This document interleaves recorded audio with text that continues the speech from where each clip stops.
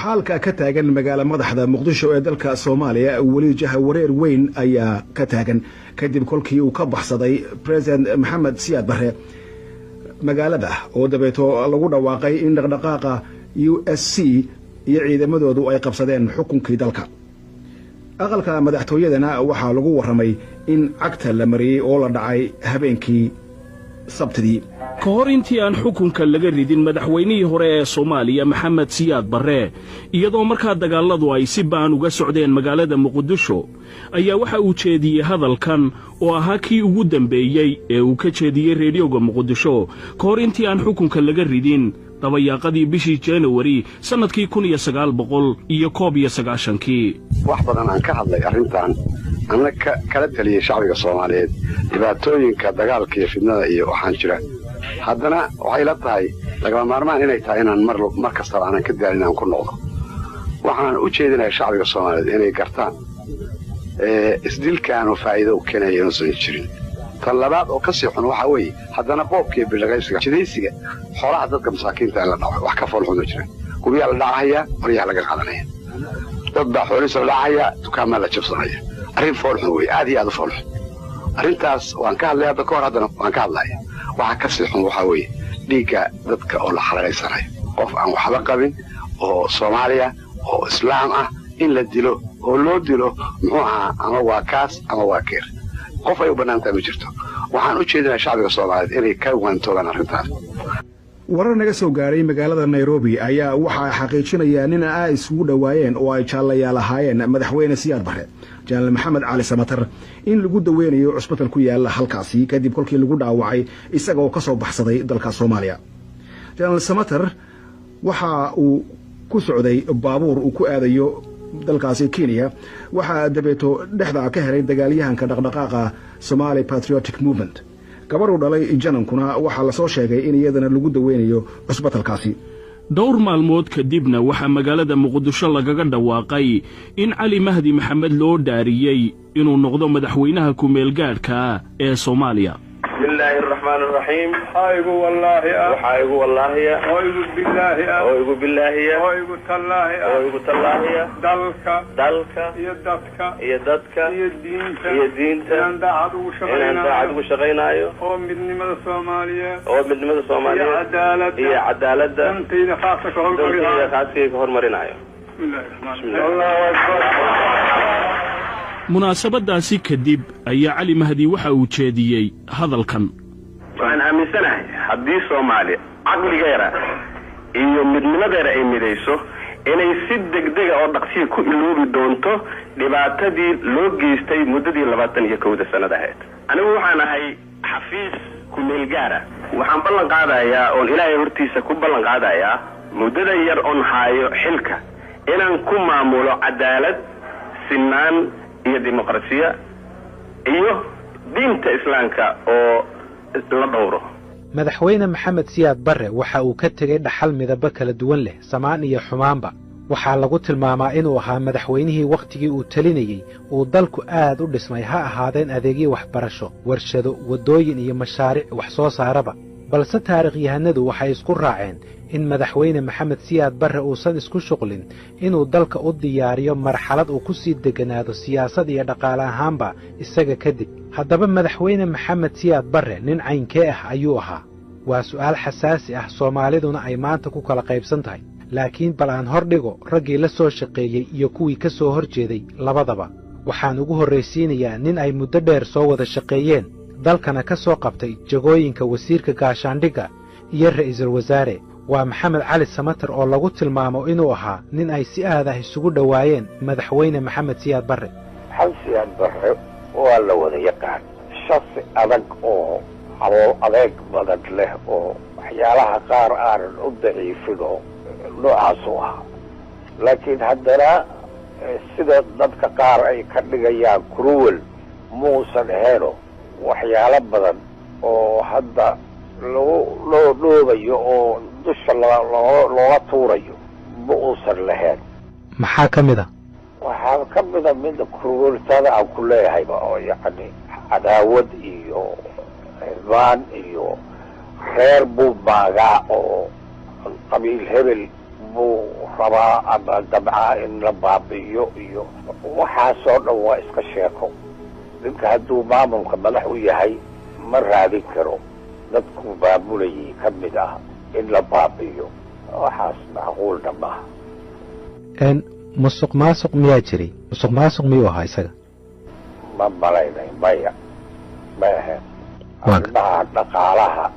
uu ka fogaa inuu maarata farageliyo. dad fara badan baa waxay yidhaahdaan oo siyaasiyiinta hadda u badan iyo dadka hadda siyaasadda oo daraso waxay dhahaan wax kasta oo maanta Soomaaliya ka qaldan waxa ka mas'uulahayd xukuumadda Siyaad Barre.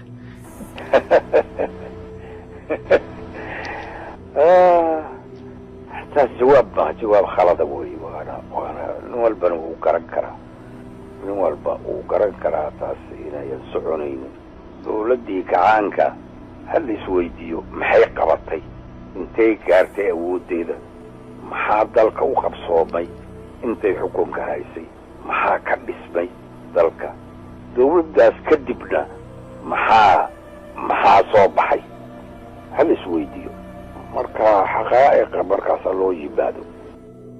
Axmed Suleymaan Cabdalla waxa uu isagu ku dooday in muddada dheer ee Maxamed Siyaad Barre uu ku dhaganaa xukunka ay ahayd wadan jacayl ee aysan ahayn xukun jacayl. buugaagta iyo qoraalada la sameeyay xilliga wixii ka dambeeyay iyo waxa la yiraahdaa Siyaad Barre dictator buu ahaa 22 sano wadanka taliyay. xukun jacayl buu muddadaas uga talinayay Soomaaliya. ma ahayn wadan jacayl buu uga talinayay. wadan jacayl يوجد لناي. محاكلة ديجا شيء كرتا شخصية ديسي. وعن كاجا شيء كرا شخصية ديسي نن حريص بدن بوها.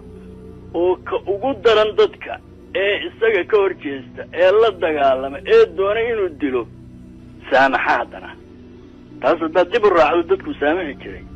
واد كهلي كرتا. يا كميدها. دد والبا عد والبا madaxda ka mid ahayd madax badan oo madaxdayadii ka mid ahayd oo ka hortimi oo la dagaalantay oo xumaysay yaa ka mid ahayd qaar ma iga xus kartaa rag badan ma xushadayo ninna kuma sheegayo ku oran maayo hebel ku oran maayo adigu raac bal recordkiyo ragii la xirxiray maxaan ku yiraahdaa bal dib raac waa Umar Carte maxaan ku yiraahdaa ragii kale la xidhnaa adigu aniga hay sheegin waxa سوغرمس هاي هور أردن ألو يعني واحد هليسا سند والبا دتك تشيلك كوتشي ربدن كودا ولا سامحي كري مركا أكتوبر يسو قلان إذاهي وادا بي عثمان محمد جالة وحاو كمدها قوله سرية كعانكا حلال وسيرنمada uu ka soo qabtay dawladdaasi waxa kale oo ku jiray saraakiil jagooyin sare ka soo qabtay dawladda madaxweyne Maxamed Siyaad Barre oo 1982 xabsiga loo taxaabay. xubnaha kale ee lala xirayna waxaa ka mid ahaa Ismaaciil Cali Abakar, Umar Carte Qaalib, Umar Xaaji Masalle, Maxamuud Yuusuf Weyrax, Warsame Cali Faarax iyo Maxamed Aadan Sheekh. waxaan weydiiyay Cusmaan Maxamed Jaalle in Maxamed Siyaad Barre uu mas'uul ka yahay wax kasta oo ka xumaaday Soomaaliya wixii ka dambeeyay 1991. ولا يا ما لكن محمد سياد أيو دافع لكن أنا دافعين إلهي لكن يقول يعني كنت الشائع بقول يعني مثلا العدالة سميتان إلى كفوين نعاب أدعوك نعبت وآيضا يعني فكو محمد سياد هدو بحثي عن ولا تريد ولهين لهاي وهاي كان لها وكن جعلت ويسكن كده لبت ولد كده هيسا معانق معهن ولا يدعى كده محتاس حاجة ثمانا أن آدت في سوء بين محمد سياد وأسوء بحجابها آد فود إلكا لما ليو سنقعها فعنيو بمئة الوالد ما كان أسرق تعودة لك وانا حاجين من المعسيين ما بدا أهين ننمعقها لكن ولا تليا الحماء حبيت بين قصة يعني محمد سياد حبيت لأن أنت وليس معلوم هذا لما تعالى أمامتي سنة هو أسكري كان ما يحسب بالله سلاك عبد الله وليس معلوم هذا والحمي ما هنا كل أهان محمين لكن بيد ما تشوف إلى قاعدتي. cabdi warsame isaaq waxa uu la soo shaqeeyey xukuumadda madaxweyne maxamed siyaad barre laga soo bilaabo 1969kii markii uu talada qabtay maamulkaasi ilaa uu xukunka ka dhacay 1991dii markii maamulkaas xukunka laga tuurayna waxa uu cabdi warsame isaaq ku biiray kooxihii waddanka ku soo dagaalamay waxaana uu qabaa inaan mas'uuliyadda burburka Soomaaliya dhammaanteed dhabarka loo saari karin madaxweyne maxamed siyaad barre maya waxaas ma jira haddeer waad arkaysaa haddii oo dad soo galo wax u maartay noqonaya ay yihiin siyaad barre hadda waa tigay intaasna maartay la maraya hal meel ay isugu yimaadaan oo waxay ku hesheen oo ay fulaan lama arkin marka waxa weeye siyaad barre iska hadalbay dhinaca kalena madaxda ka tirsanay jabhadihii la soo dagaalamay xukuumadda madaxweyne maxamed siyaad barre mowqif aad u adag ayay ka qabaan shakhsiyaddii iyo xukunkii madaxweyne maxamed siyaad barre cumar xasan gaalaguul waxa uu ka tirsanaa ururka USC wuxuu ahay nin waqti dhib jiray dalka qabtay militar ahay militarkana aragtidiisa waa xadadan tahay waatan la yidhaahdo waa faras labada dhinacba aan u jeedin ee hortiisa kaliya arkaayo markii dambe waa nin marka uu xoog yeesho oo meel qabsado yani waxay noqonaysaa inuu wax la qabto ayaanta ugu horeyso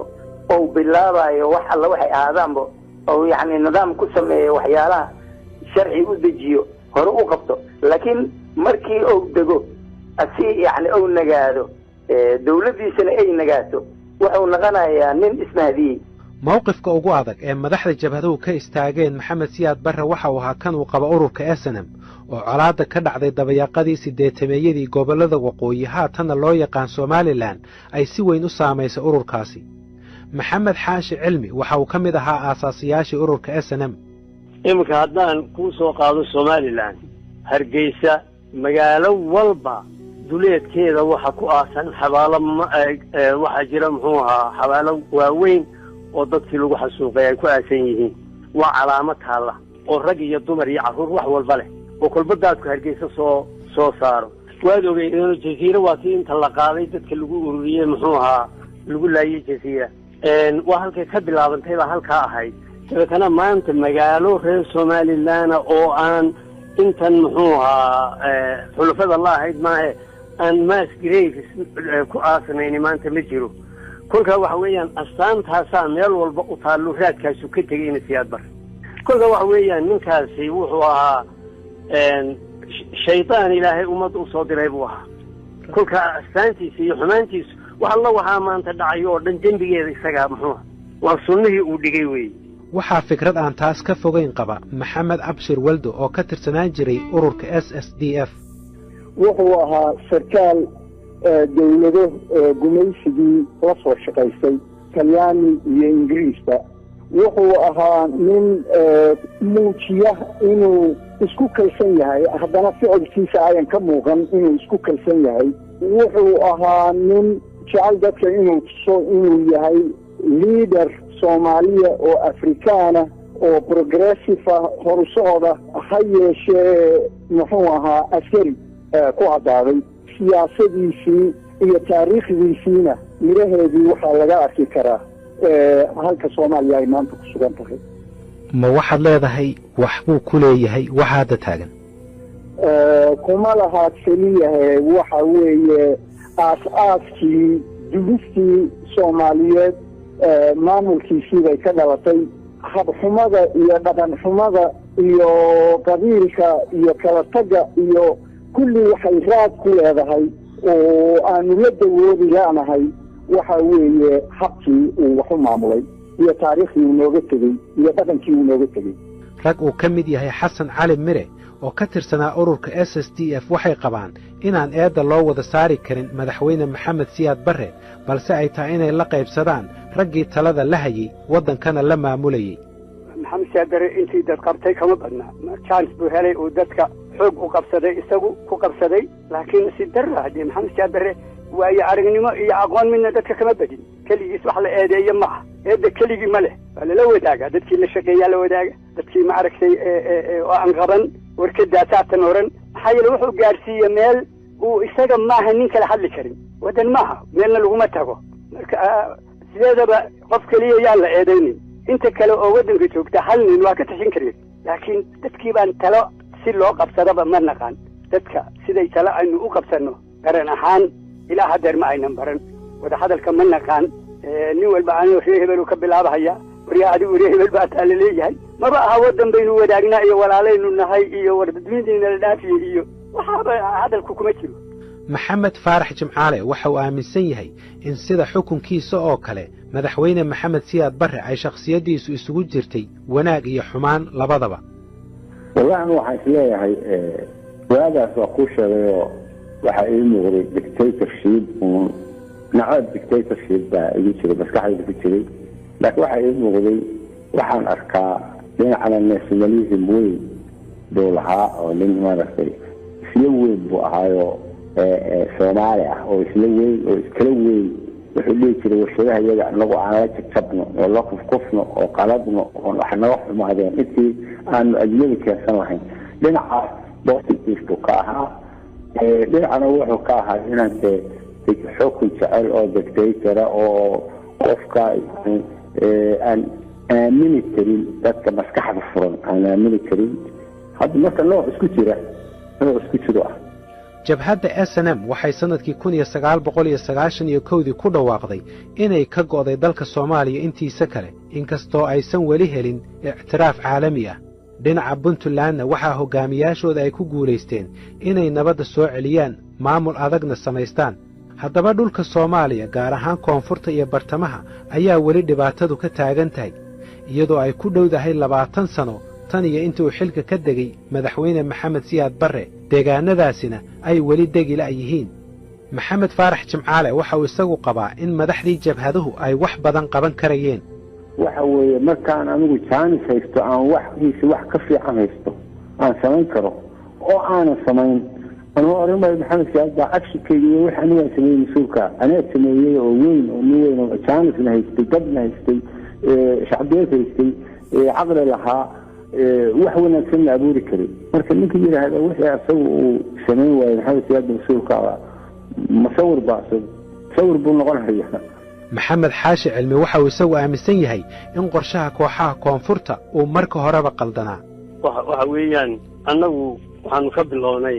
geedka hoostiisa iyo shirar noo gaara oon cidina lacag nagu siinin hudheel weynna aanaan ku jirin oo geedka hoostiisa arrimihii lagu dhammaysto kolkii aanu dalka soo gallay horta kolka hore waanu ka dimoqraadsanay oo 3 sannadood ama 2 sannadoodba madaxda waanu dooran jiray annagu mid qudhihiina ma haysan jirin kolkaana waxaa charterka ayaa ku qoraa 2 sannadood kolkaynu dalkii ku noqono markaynu hayno 2 sannadood aynu ku wareejino muxuu ahaa dadweynaha kolkaas saasaa horta taasi waa meel aanu kaga duwanayn bay ahayd ta labaad waxaanu kaga duwanayn oo kale waxaanu isugu yeedhnay wax alla wixii reer Somaliland qabaa'ilkii deganaa ayaanu isugu yeedhnay madaxdoodii salaadiintoodii burcaanu shirkii ku qabannay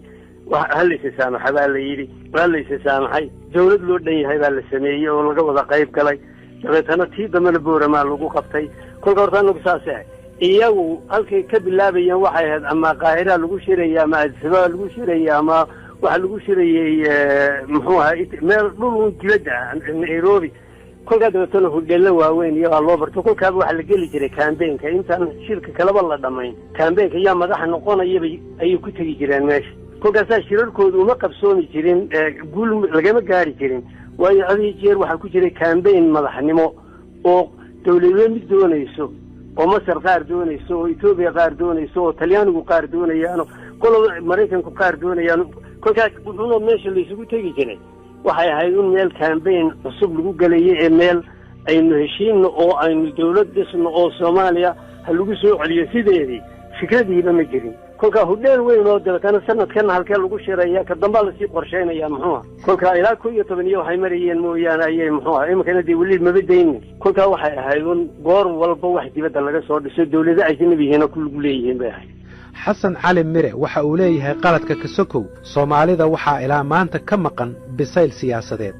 inagoo dhan baan bisayl lahay bulsho ahaan baan Soomaali maanta ayaan u ahayn bariga iska daayay marka inaguna waxaan eeganaa reer hebel cudurka la yiraahdo ilaa uu ka baxo ilaa uu ka dhamaado Soomaalida ilaahay ka hanuunsho anigu ma qabo inay dawladda san karayaan maxaa jira nin kala findicilaya dadkii wadanka lahaa innagoo laysku keendaray baa waxaa laisku qabtaa ma 7 milyan ba ama 10 milyan ba dunida intay la egtahay fiiri dadka bani aadanka oo nool oo shaqaysanaya intay tiro la egyihiin fiiri waxa inaga isu kaaya muujiyey oo odayo aan runtii taariikhna oo qoran lagu aqoonay afkaas wax laga bartay ah anigu waa yaabanahay shacbigan maxuu la wareersan yahay madax iyo aqoonyahan iyo jinni walba aqoonyahanku dadku ka mid yahay bani aadan weyn qabiilka cidi kagama badna iyaga laftooda marka ummad sidaas ku tashatay ama caqligeedii dhaafi waayeen iyo aqoonyahan iyo mid kasta waa meel la gaari mayso waa ayaan darro weeye meel lagu gaari maayo in indhaha inta la furo dadku la furo loo dadaalo maalin walba laga hadlo waxa runta ah Israel waa nimankii kaliya isku dayay markay kursi heleen ba iyagina ka baxeen waxay intii waagi joogtay madaxda noqoteen